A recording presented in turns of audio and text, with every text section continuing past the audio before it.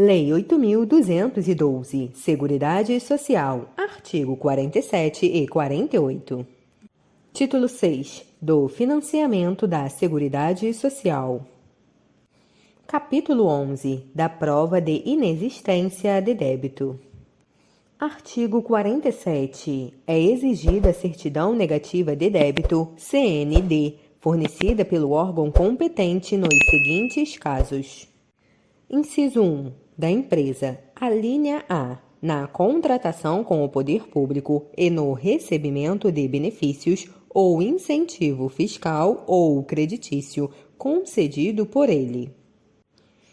Alínea B. Na alienação ou oneração, a qualquer título, de bem imóvel ou direto a ele relativo. Alínea C. Na alienação ou oneração, a qualquer título, de bem móvel de valor superior a 2.500.000 cruzeiros, incorporado ao ativo permanente da empresa. Alínea D. No registro ou arquivamento, no órgão próprio, de ato relativo à baixa ou redução de capital de firma individual, redução de capital social, cisão total ou parcial, transformação ou extinção de entidade ou sociedade comercial ou civil e transferência de controle de cotas de sociedades de responsabilidade limitada. Inciso 2. Do proprietário, pessoa física ou jurídica, de obra de construção civil, quando de sua averbação no registro de imóveis, salvo no caso do inciso 8 do artigo 30. Parágrafo 1º. A prova de inexistência de débito deve ser exigida da empresa em relação a todas as suas dependências, estabelecimentos e obras de construção civil, independentemente do local onde se encontrem, ressalvado aos órgãos competentes o direito de cobrança de qualquer débito apurado posteriormente. Parágrafo 2º. A prova de inexistência de débito, quando exigível ao incorporador, independe da apresentada no registro de imóveis por ocasião da inscrição do memorial de incorporação. Parágrafo 3º. Fica dispensada a transcrição em instrumento público ou particular do inteiro teor do documento comprobatório de inexistência de débito, bastando a referência ao seu número de série e data da emissão, bem como a guarda do documento comprobatório à disposição dos órgãos competentes. Parágrafo 4º. O documento comprobatório de inexistência de débito poderá ser apresentado por cópia autenticada, dispensada a indicação de sua finalidade, exceto no caso do inciso 2 deste artigo. Parágrafo 5º. O prazo de validade da certidão expedida conjuntamente pela Secretaria Especial da Receita Federal do Brasil e pela Procuradoria-Geral da Fazenda Nacional do Ministério da Economia, referente aos tributos federais e à dívida ativa da União por elas administrados, será de até 180 dias, contado da data de emissão da certidão, prorrogável, excepcionalmente, pelo prazo determinado em ato conjunto dos referidos órgãos. Parágrafo 6º. Independe de prova de inexistência de débito. Alínea A.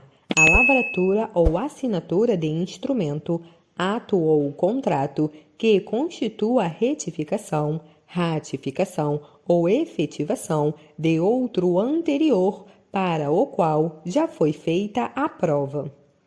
Alínea B.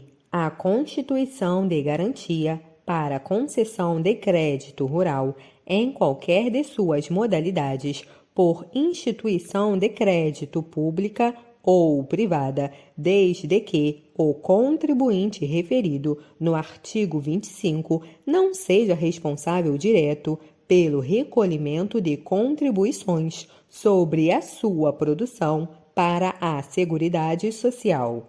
Alínea C. A averbação prevista no inciso 2 deste artigo, relativa a imóvel cuja construção tenha sido concluída antes de 22 de novembro de 66. Alínea D. O recebimento pelos municípios de transferência de recursos destinados a ações de assistência social, educação, saúde e em caso de calamidade pública. Alínea E.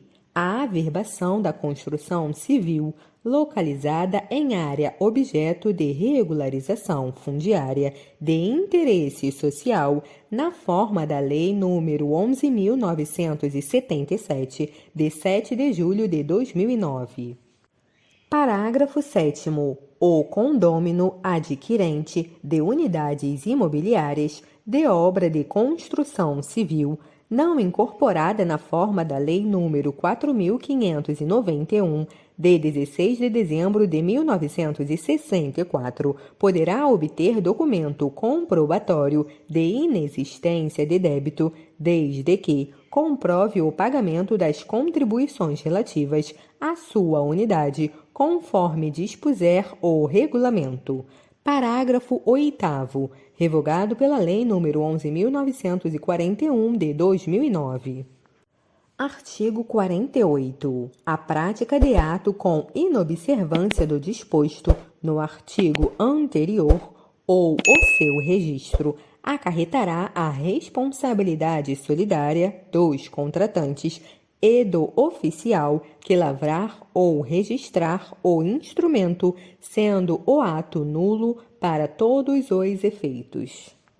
Parágrafo 1º. Os órgãos competentes podem intervir em instrumento que depender de prova de inexistência de débito, a fim de autorizar sua lavratura, desde que o débito seja pago no ato ou o seu pagamento fique assegurado mediante confissão de dívida fiscal, com o oferecimento de garantias reais suficientes na forma estabelecida em regulamento.